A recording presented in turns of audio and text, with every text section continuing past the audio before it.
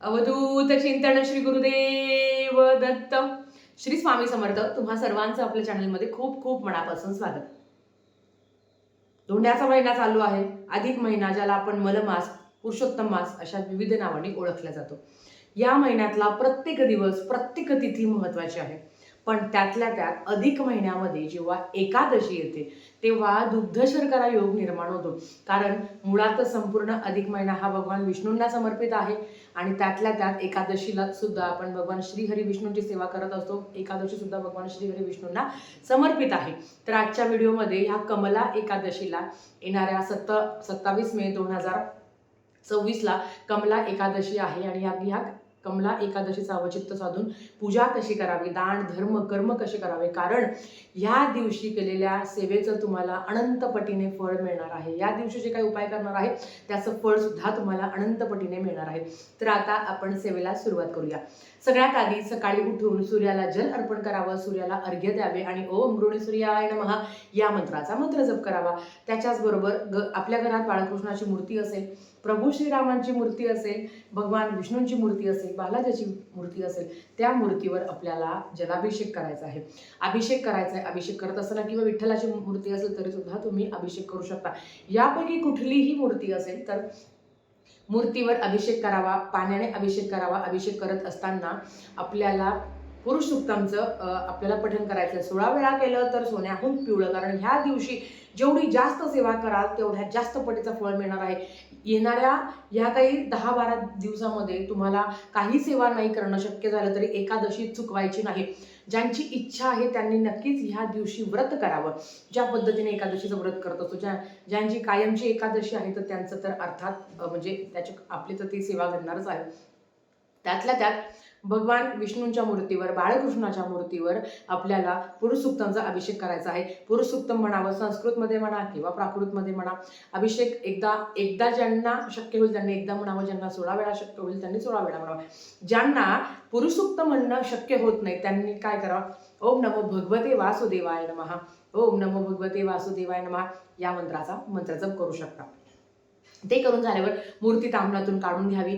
त्याच्याबरोबर ती जागेवर ठेवावी. ह्या दिवशी विष्णू सहस्रनामावली भगवान श्रीहरी विष्णूंचे 1000 नावं घेऊन, नाहीतर 108 ओम नमो भगवते वासुदेवाय पुरुषोत्तमाय नमः, ओम नमो भगवते वासुदेवाय पुरुषोत्तमाय नमः, ओम नमो भगवते वासुदेवाय पुरुषोत्तमाय नमः या मंत्राचा मंत्रजप 108 वेळा करावा. आणि तुळशीचं अर्चन म्हणजेच काय, बाळकृष्णांना, भगवान विष्णूंना की म्हणजे बाळकृष्ण आहे त्याच्याबरोबर प्रभू श्रीराम असेल किंवा ज्यांच्याकडे फोटो आहे बाळकृष्णाचा किंवा श्रीरामांचा किंवा भगवान विष्णूंचा, त्यांना तुळशीचं अर्चन करावं. म्हणजे काय, तुळशीचे पत्र अर्पण करावे. एकादशीला तुळस तोडायची नाही, आदल्या दिवशी विकत आणायची किंवा खरं तर महिलांनी कधीही तुळस तोडू नये. तुमच्याकडे भरपूर तुळस असेल तर कोणाकडनं तरी तोडून घ्या आणि कुठल्या कार्यासाठी तुम्ही तुळस तोडताय अशीही प्रार्थना करावी. स्त्रियांनी कधीही तुळस तोडू नये, सगळ्यांना माहिती आहे. एकादशीला तुळस तोडायची नाही आहे आपल्याला, ते आदल्याच दिवशी तुम्ही करून घ्या. किंवा एक जरी तुळशीपत्र असले तरी ते भगवान श्रीहरी विष्णूंना ते अर्पण करावं.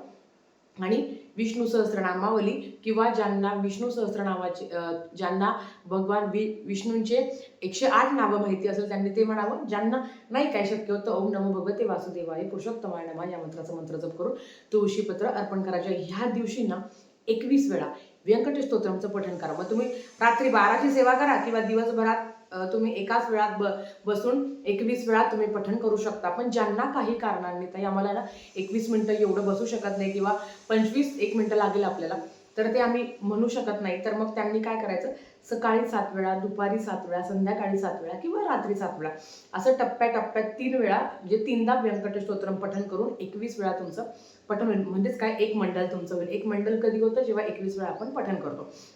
मग तुम्ही लगातार केलं तरी चालेल किंवा रात्री 12ची सेवा केली तर सोन्याहून पिवळं. नक्कीच तुम्हाला जसं जमेल तसं वाचण्याचा प्रयत्न करा. गीतेचा 15वा अध्याय चुकवायचा नाही आहे. गीतेचा 15वा अध्याय नाही तुम्हाला काही झाला, आणि खरं तर गीतेचा 15वा अध्याय पठण करून आपल्याला संक्षिप्त श्रीमद भागवत ग्रंथाचं पठण करायचंच आहे. कितीही प्रखर पितृदोष असेल तुमचा, कितीही या 10-11 दिवसामध्ये काहीही सेवा नसेल झाली आणि तुम्ही माहेरी जरी असाल, तुम्ही कुठल्याही गावाला असाल तरी सुद्धा तुम्ही या सगळ्या सेवा करू शकता. कारण अधिकम अधिक असते, तो दिवस एवढा महत्त्वाचा असणार आहे एकादशीचा. किती सेवा करू आणि किती नाही. आणि अर्थात मासिक धर्म आला किंवा सुतक आलं, विटाळ आलं तर मग आपल्याला सेवा नाही करता येणार. पण जर तुमचं चांगलं असेल ना, तुम्ही माहेरी पण संक्षिप्त श्रीमद भागवत ग्रंथाचं पारायण करू शकता. एकादशीला दान करणं किंवा म्हणतो ना की म्हणजे शुद्ध ठिकाणी जाऊन अंघोळ करणं, ह्या गोष्टीला महत्त्व आहे. दान, तप, साधना या गोष्टीला अनन्यसाधारण महत्त्व आहे. दिवसभरात शक्य असेल तर विष्णू सहस्त्रनामाचं पठण करावं, नाही शक्य होत तर श्रवण तरी करावं. पण ह्या दिवसभरातून ज्यांना मासिक धर्म आलेला आहे त्यांनी सुद्धा ओम नमो भगवते वासुदेवाय नमः ह्या मंत्राचा आवर्जून मंत्र जाप करावा, की जेणेकरून आपल्याकडनं भगवान विष्णूची काही ना काही सेवा तरी आवर्जून होईल. आणि ज्यांचं सगळं चांगलं आहे त्यांनी ठरवावं की आता समजा सकाळी वेळ आहे, दुपारी वेळ आहे, तर संक्षिप्त श्रीमद भागवत ग्रंथाचं पारायण करावं. तर 14 अध्याय असणार आहे त्याच्यामध्ये. आणि हे जे 14 अध्याय आहे तर हे तुम्ही एका बैठकीत वाचले तर सोन्याहून पिवळं. एकाच बैठकीत बसावं. तुम्हाला साधारण 2 तास लागेल, 2-2.25 तासात लागेल. पण ह्या दिवशी संक्षिप्त श्रीमद भागवत ग्रंथ केल्याचं फळ तुम्हाला मिळणार आहे. त्याच्याबरोबर व्यंकटेश स्तोत्रमचं पठण केल्याचं फळ तुम्हाला मिळणार आहे. तुम्ही पुरुष सूक्तमचं पठण करू शकता, तुम्ही संस्कृतमध्ये म्हणा किंवा प्राकृतमध्ये म्हणा. त्याच्याचबरोबर गीतेचा 15वा अध्याय, ज्याला पुरुषोत्तम योग असं म्हणता, याचं सुद्धा तुम्हाला पठण करायचं आहे. मैत्रिणींनो, दिवसभरात तुम्हाला जसं जमेल त्या पद्धतीने सेवा करू शकता. भगवान विष्णूची सेवा 12 ते 12:30 मध्ये सुद्धा तुम्ही करू शकता. ज्यांना शक्य आहे दुपारी सेवा करणं त्यांनी दुपारी करावं. अगदी दुग्ध शर्करा योग आलेला आहे आणि याचंच अवचित्त साधून जेवढी जास्त सेवा होईल तेवढी जास्त सेवा करण्याचा प्रयत्न करा. ताई, आम्हाला एकादशी आहे, आम्हाला सत्यनारायण करायचं आहे. मग काय होईल? सत्यनारायण तसंच करायचं आहे.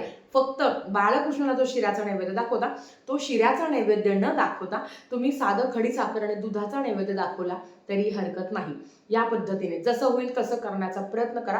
पण एकादशीचा दिवस खूप महत्त्वाचा आहे. भगवान विष्णूंना प्रसन्न करून घेण्यासाठी, त्यांची सेवा करण्यासाठी आणि मेन म्हणजे आपल्याला मनशांती मिळते की आज एकादशी होती, माझ्याकडनं व्रतवैकल्य नाही झालं तरी सुद्धा मी सेवा केली. कारण तुम्हाला जर गोळ्या आहे किंवा तुम्हाला खाणं अनिवार्य आहे तर उपवास नाही केला तरी चालेल. पण एकादशी असल्यामुळे आणि त्यातल्या त्यात अधिक मास असल्यामुळे ब्रह्मचर्याचं पालन करावं. एकादशीच्या दिवशी ब्रह्मचर्याचं पालन करावं. चांगलं बोलावं. आपल्याकडनं कोणी दुखवणार नाही किंवा आपण कोणाला दुखवणार नाही याची नक्कीच काळजी घ्यावी. या पद्धतीने आपल्याला एकादशी साजरी करायची आहे. अधिकम अधिक असते, जेवढी जास्त सेवा जमेल तेवढी जास्त सेवा करण्याचा प्रयत्न करा. आणि हा एकमेव असा दिवस आहे, सगळ्यात महत्त्वाचा, हा एकमेव असा दिवस आहे की ह्या दिवशी तुम्ही राहिलेल्या 10 दिवसाची सेवा सुद्धा तुम्ही एका दिवसात सगळं सेवा करून त्याचं अवचित्त साधू शकता. आणि मनात कुठेतरी गिल्ट नाही राहत की सर ह्या 10 दिवसामध्ये जरी माझ्याकडनं काही सेवा नाही झाली तरी उर्वरित जे काही दिवस आहेत तेवढे मी करणार आहे आणि एकादशीचं अवचित्त साधून भगवान श्रीहरी विष्णूची सगळी सेवा करावी. जसं मी सांगते ते सगळ्या जगाचं पालन करता, ते सगळ्या जगाचं दुःख दूर करतात. ते तुमचं माझं दुःख का नाही दूर करणार? ते आपलं पालन का नाही करणार? ते आपलं संरक्षण का नाही करणार? ते आपल्याला यातून बाहेर का नाही काढणार? तुम्ही जसे आहात, जिथे आहात तिथून तुम्ही सेवा करा. इकडेच आहे तिकडेच आहे ताई असंच आहे काही नाही. मी जिथे आहे, माहेरी आहे, गावाला आहे, मावशी आत्या मामा कोणाकडे आहे, मला सेवा करायची आहे. जेव्हा तुम्ही ह्याच हेतूने सेवा करता ना, तेव्हा ती सेवा खरं तर परमेश्वराकडे चरणी तिच्या लीन होते. कारण देवाला काय पाहिजे आहे? तुमचा भाव पाहिजे आहे आणि तुमचा वेळ पाहिजे आहे. बाकी परमेश्वराला तुमच्याकडनं काहीही नको. तर आजच्यासाठी फक्त इतकं झालेली सेवा स्वामींच्या चरणी मी रुजू करते आणि आजचा व्हिडिओ इथेच थांबवते. आवडला असेल तर लाईक शेअर सबस्क्राईब करा. भेटूया परत अशाच एका नवीन व्हिडिओसोबत. तोपर्यंत श्री स्वामी समर्थ.